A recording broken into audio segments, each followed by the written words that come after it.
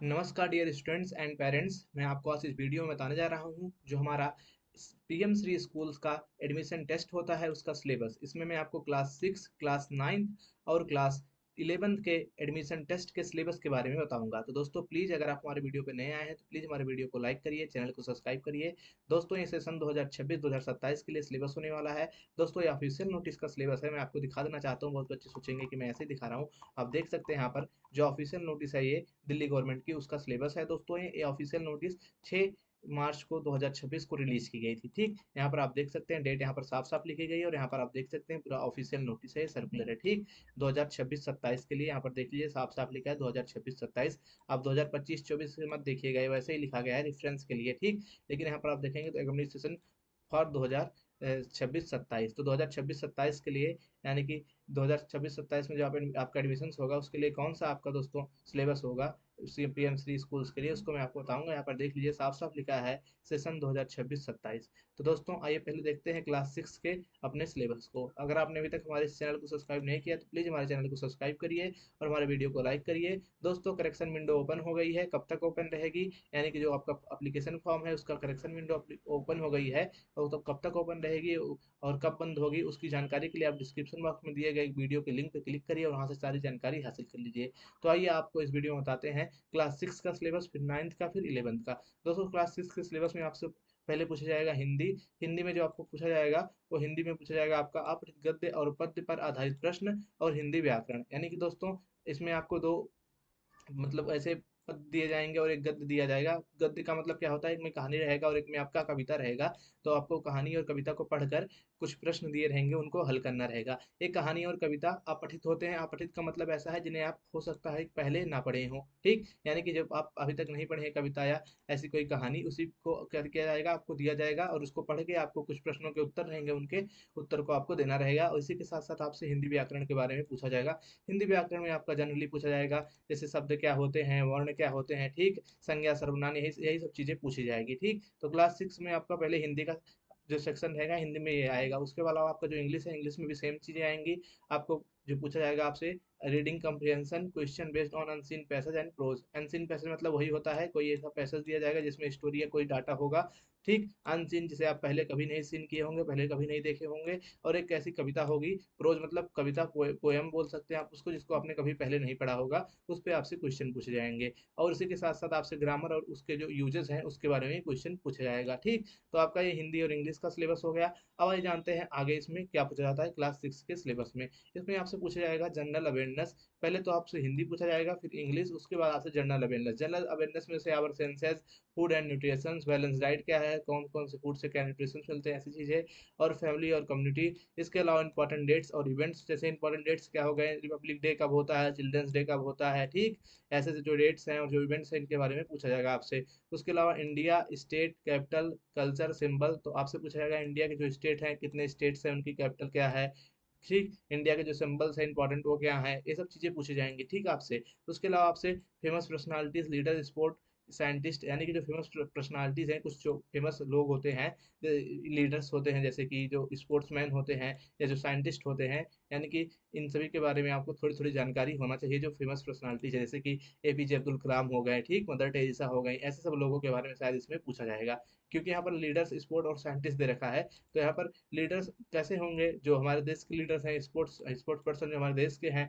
ठीक, साइंटिस्ट जैसे एपीजे अब्दुल कलाम, ये सभी। उसके अलावा दोस्तों आपसे यहाँ पर आवर यूनिवर्स यानी कि सन, मून, प्लैनेट्स के बारे में पूछा जाएगा। जो हमारा यूनिवर्स है जिसमें हमारे प्लैनेट्स है उसके बारे में पूछा जाएगा। हमारे मून, हमारे यूनिवर्स में कितने प्लैनेट्स हैं। ठीक, हम किस यूनिवर्स में, मतलब पूछेगा सारी चीज़ें यहाँ पर आपसे। जो प्लैनेट वैनेट की जानकारी है उन सभी की जानकारी पूछेगा। उसके अलावा ट्रांसपोर्ट एंड कम्युनिकेशन, किस प्रकार के ट्रांसपोर्ट होते हैं, टाइप्स ऑफ ट्रांसपोर्ट, यानी कि यातायात के साधन और यातायात के प्रकार पूछेगा। ठीक, यातायात के प्रकार जैसे कि रोड ट्रांसपोर्ट, हाँ, उसके अलावा जो हो गया आप रेल ट्रांसपोर्ट, इन सभी को पूछेगा आपसे। ठीक, जो हो गया सी सी ट्रांसपोर्ट यानी कि जो वाटर ट्रांसपोर्ट होता है उसके बारे में पूछेगा आपको। मतलब यही सब पूछेगा जो जनरली आप तक अभी पढ़े हैं क्लास 5 तक, वही पूछेगा। प्लांट एंड एनिमल्स के बारे में, ह्यूमन बॉडी और parts and function, human body के जो पार्ट्स हैं उसके फंक्शन पूछेगा। हेल्थ और हाइजीन के बारे में थोड़ा क्वेश्चन रहेंगे। और सराउंडिंग, एयर वाटर पोल्यूशन रहता नहीं है, एयर पोल्यूशन क्या है, कैसे होता है, वाटर पोल्यूशन क्या है, कैसे होता है। ठीक, तो ये सब तो जानते ही होंगे आप, सोल्यूशन, एयर वाटर, तो इस सबको पूछेगा आपसे, बेसिक करंट अफेयर्स पूछेगा, इसमें कुछ नहीं, बेसिक रहेगा एकदम, तो इसको आपको डरना नहीं है।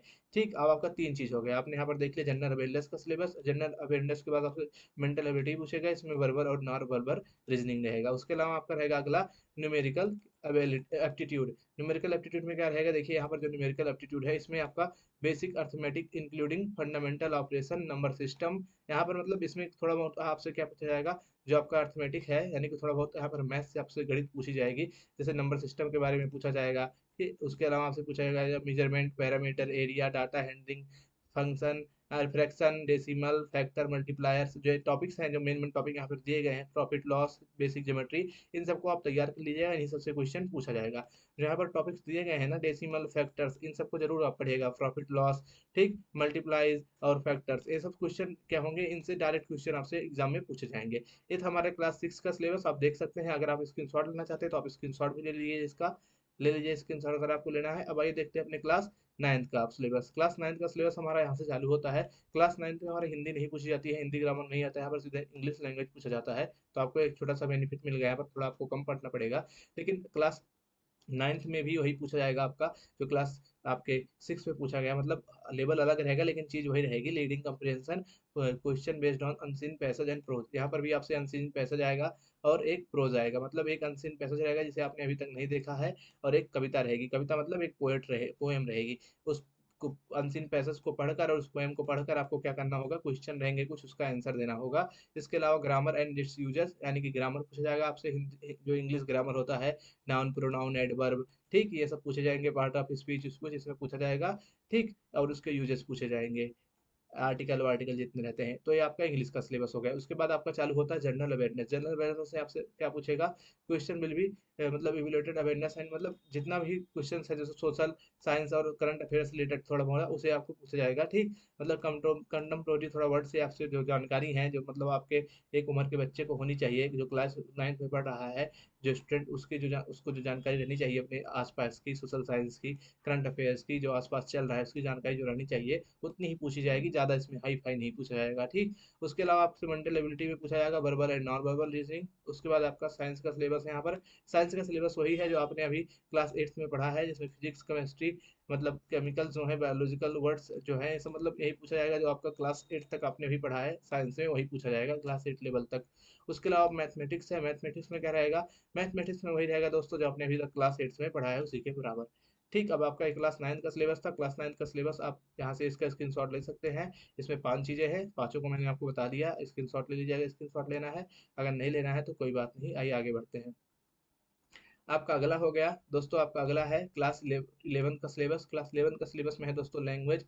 लैंग्वेज में सेम ही है दोस्तों। लैंग्वेज में आपको रीडिंग कंप्रिहेंशन रहेगा, question based on unseen passage and prose. तो अनसीन पैसेज और प्रोज आएगा, कितना आएगा कोई पता नहीं है, शायद एक एक आए या इससे ज़्यादा भी आ सकता है। तो यहाँ पर लिखा गया है अनसीन पैसेज और प्रोज। तो जो क्वेश्चन आएगा इस पे आपको उसको पढ़कर कुछ क्वेश्चन रहेंगे, उसका आंसर देना रहेगा। उसके साथ साथ इंग्लिश ग्रामर और इट्स यूजेज आएगा। तो जो यहाँ पर लेवल है आपका बढ़ जाएगा। ऐसा नहीं है कि जो क्लास 9th में पूछा जाएगा इंग्लिश ग्रामर, वही क्लास 12th में भी पूछ, अरे क्लास 11th में भी पूछा जाए, ऐसा नहीं है। यहाँ का जो लेवल है बढ़ जाएगा, आपसे टेंस वन से पूछ सकता है। ठीक, और जो जानकारी होती है डायरेक्ट इनडायरेक्ट ये भी पूछ सकता है। तो मतलब लेवल चेंज हो जाएगा यहाँ पर इंग्लिश लैंग्वेज का, क्योंकि आपका क्लास भी चेंज हो गया ना। क्लास 9th का सिलेबस तो क्लास 10 11th में दे नहीं सकते हैं, इसलिए यहाँ पर थोड़ा आपका लेवल चेंज रहेगा, लेकिन पूछा वही जाएगा। मतलब सिलेबस वही है जो क्लास 9th का है, बस आपका जो लेवल है, जो मतलब थोड़ा सा पेपर है, थोड़ा सा ज़्यादा हार्ड रहेगा क्लास 9th के मुकाबले। ठीक, उसके अलावा आपका है मेंटल एबिलिटी का। मेंटल एबिलिटी में वही verbal and non verbal reasoning पूछी जाएगी। उसके बाद आपका आएगा physics, chemistry, mathematics, biology, social science.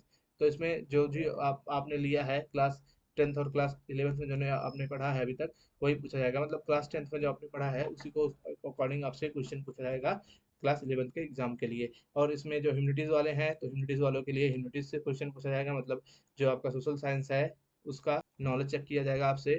मतलब इसमें सिर्फ यही देखा जाएगा आप जो ह्यूमैनिटीज जैसे विषय हैं, जो फाइनेंस जैसे विषय हैं, उसे आप आगे बढ़ने के लिए तैयार हैं या नहीं है। ठीक, तो यही था आपका सिलेबस। अब क्लास 11th वाले भी अपने सिलेबस के स्क्रीनशॉट ले सकते हैं, जिसको लेना है ले लीजिए आप स्क्रीनशॉट। तो ये आपका जो सिलेबस था ये कंप्लीट होता है। अगर आपको ये वीडियो पसंद आया तो प्लीज़ हमारे वीडियो को लाइक करिए, चैनल को सब्सक्राइब करिए, क्योंकि आपको यहाँ पर ऐसे ही जानकारी दी जाती हैं आपके CM श्री स्कूल से रिलेटेड।